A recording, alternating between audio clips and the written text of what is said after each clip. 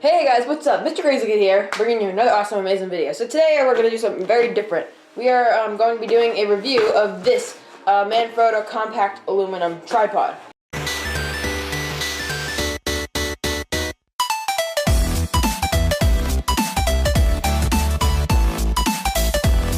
So as you can see, it comes in a nice bag. It has a Manfrotto logo on it right there.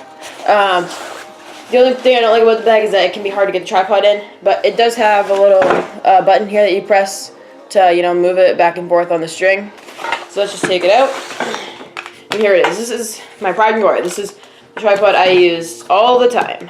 And it has a nice padded bottom right there. This tripod is amazing. When it's in the cold, these aluminum pieces do get cold, so just beware. So if you're filming in the winter, if I film in the winter, these are going to get cold. You might want to wear gloves. I'm going to start off with the head. This head, this rod right here does twist open, and then it flips over to the other side like that. And then you can righty-tighty, make it nice and tight. And now what you can do is you can turn the head like that, which I think is really cool. It's really cool if you want to make some cool music video effects. It was around $70. So it's great. It's a great price for your borrowing. It's a very, very sturdy tripod. It's not going anywhere, right? It doesn't twist a ton. So you have your first handle right here for tilt, and you can also use it for pan. This handle over here, you can use it for pan along with this one, but you can't use it for tilt. That won't work. So yeah, it's a great tripod. The head.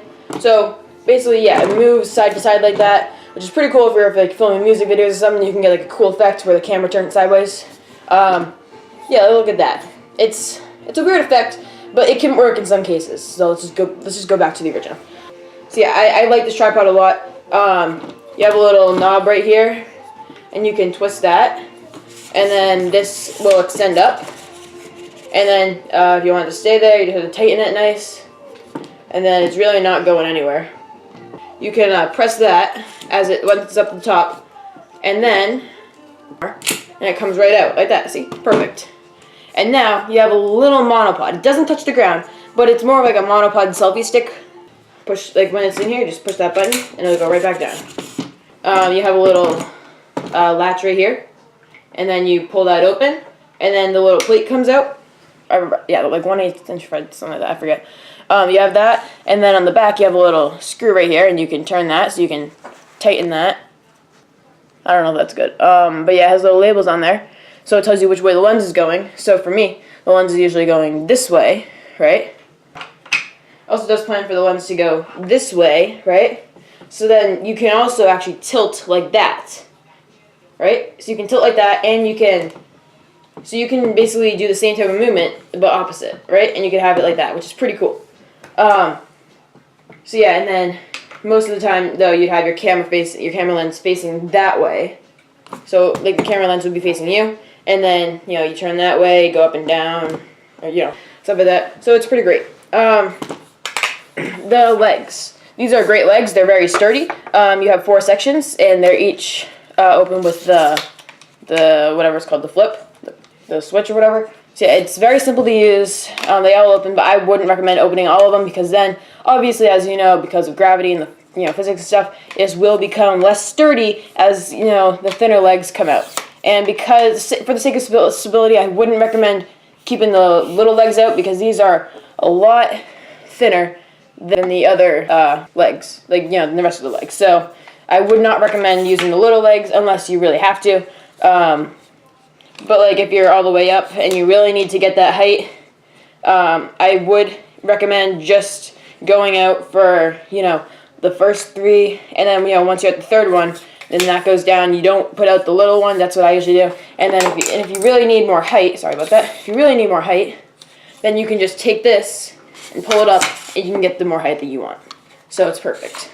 I mean, everything here works. It just works great. So this is not one of the tripods where the legs fold up. Is too bulky for these legs to go up. So the farthest they can go is at this. I believe it's a little less than a 45-degree angle, maybe. Yes. So one other thing I wanted to mention was this. This is a little attachment for a DSLR. So this right here. Let me just take off the plate for a second. This right here will go onto the top here, I still don't know exactly how it works because I don't have a DSLR yet. Basically, it just goes on there. My guess is that it goes on like that. If it doesn't, just correct me, please, in the comments. And now I'm just going to quickly extend it over here to full height. So this is pretty much going to full height on the legs. I have to just tighten all these.